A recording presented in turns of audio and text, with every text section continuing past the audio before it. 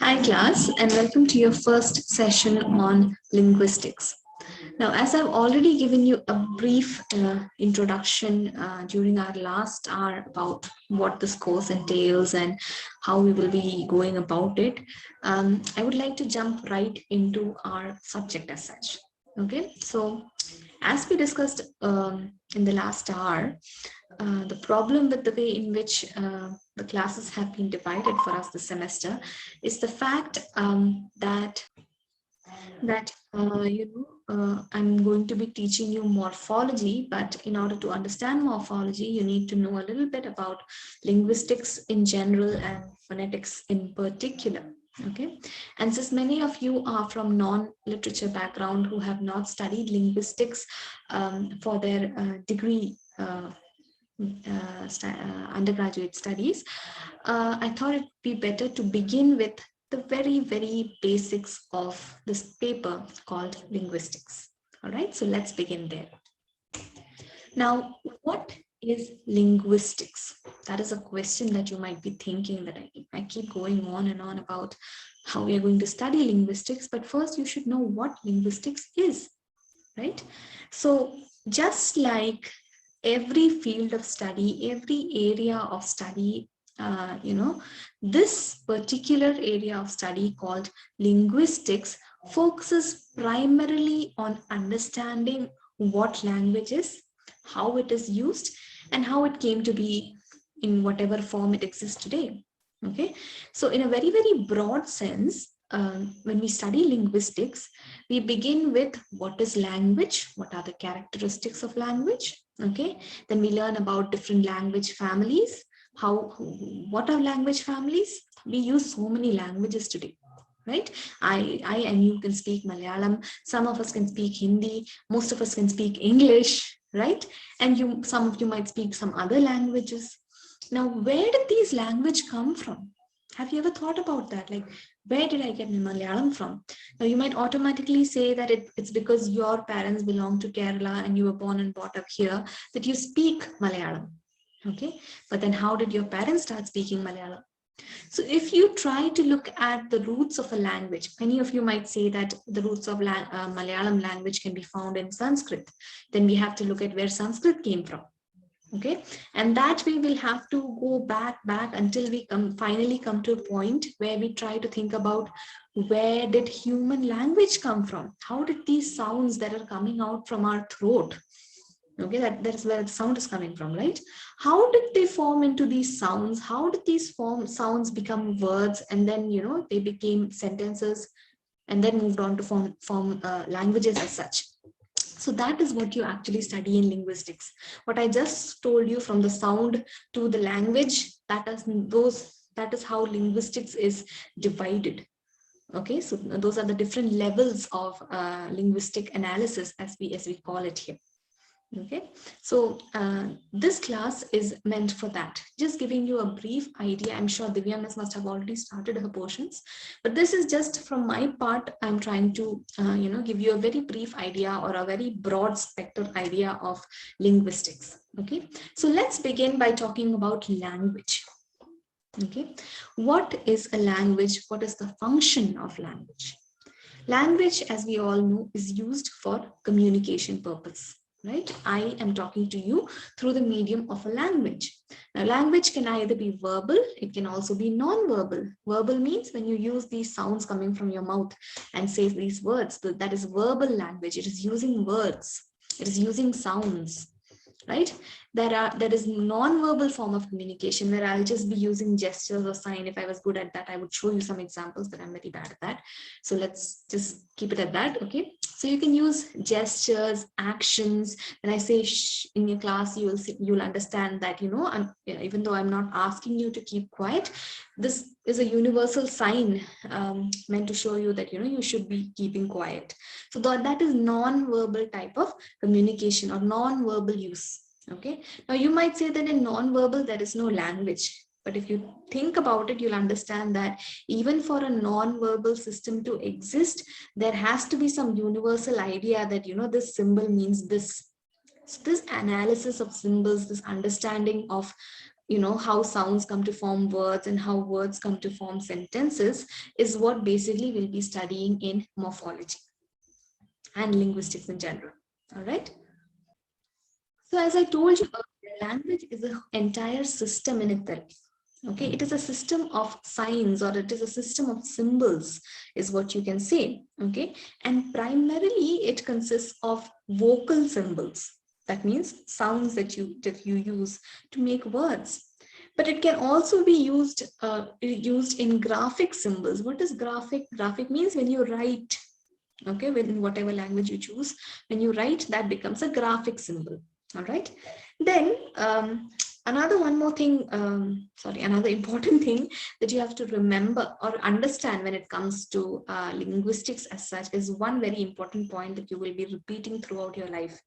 Okay, so this point is this, that the relationship between the expression system and the content system is arbitrary. Now you got confused. Where did all this come from? Right? Now, what is the expression system? Expression system means that when I'm saying the word cat, okay, I'm saying the word cat, you immediately get a picture of what? You immediately get a picture of this animal right here, right? This is a cartoon version, but still, okay?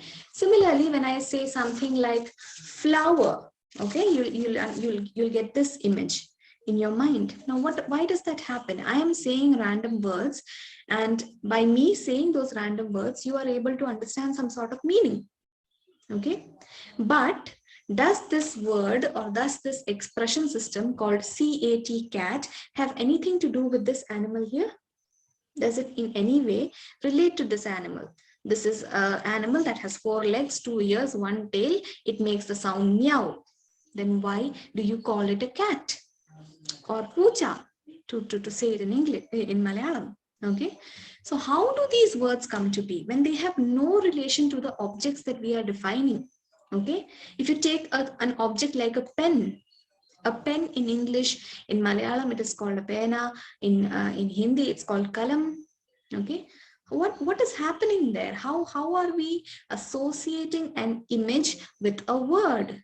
Okay, this is because of the universal understanding of symbols that we have. That when I say cat, you get an understanding of this animal right here, because when you went to your nursery class, your teacher has taught you that this is CAT, cat, this is RAT, rat.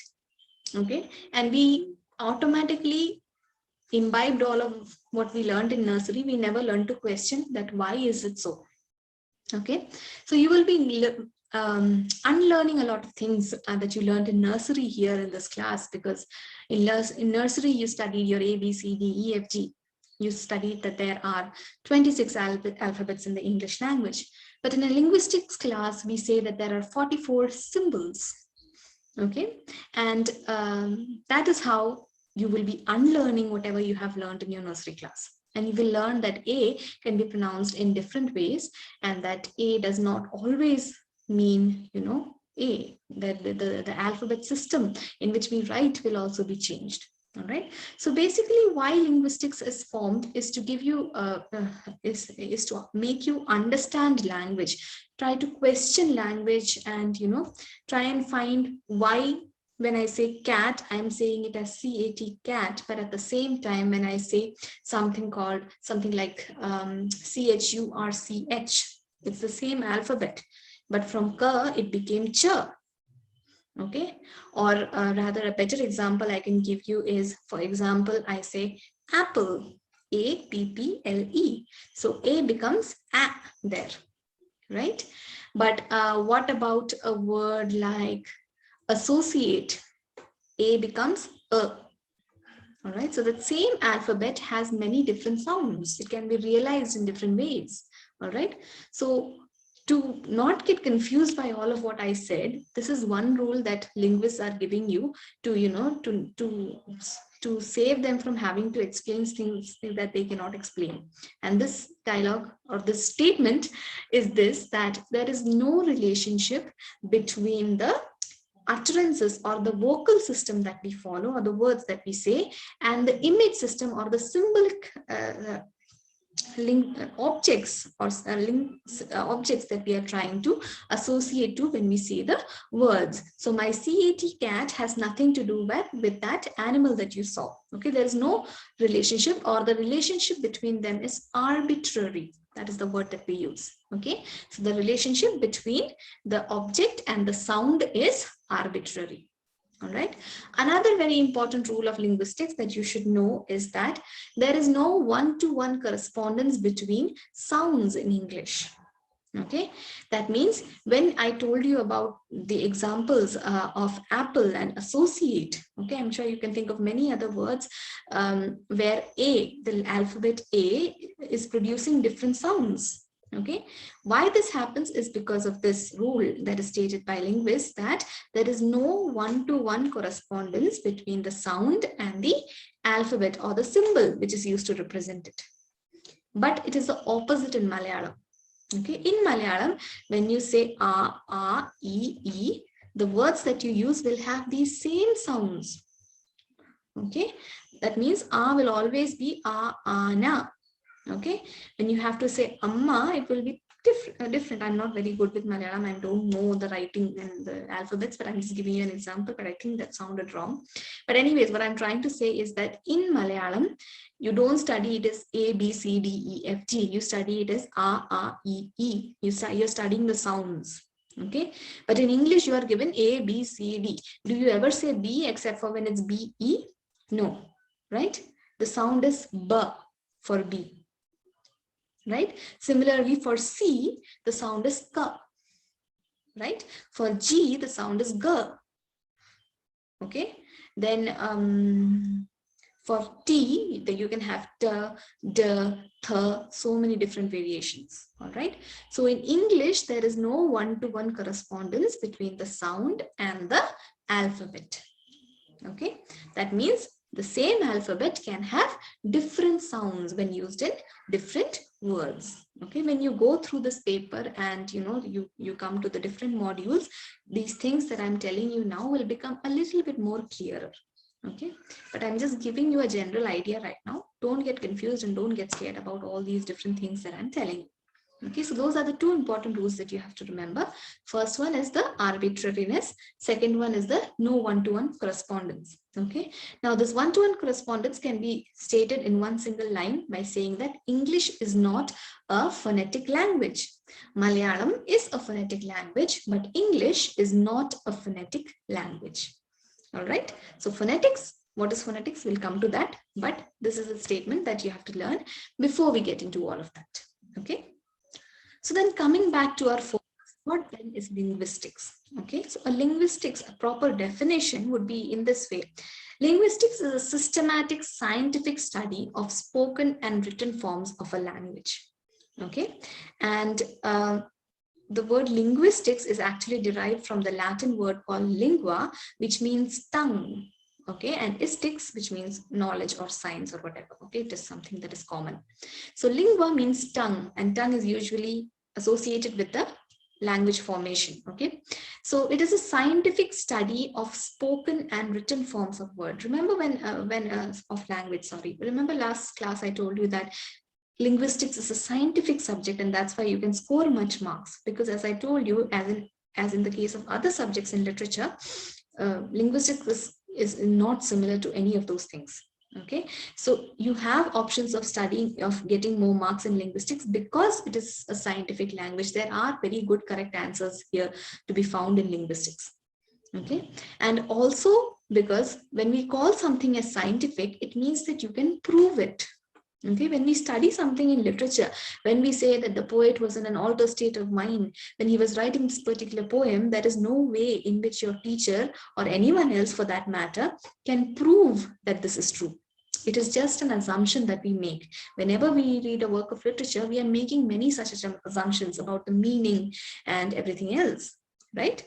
But in linguistics, there is no need, for assumptions, because everything here is scientific. It has already been proved. It is a fact. Okay, so that is why we call linguistics as a scientific discipline.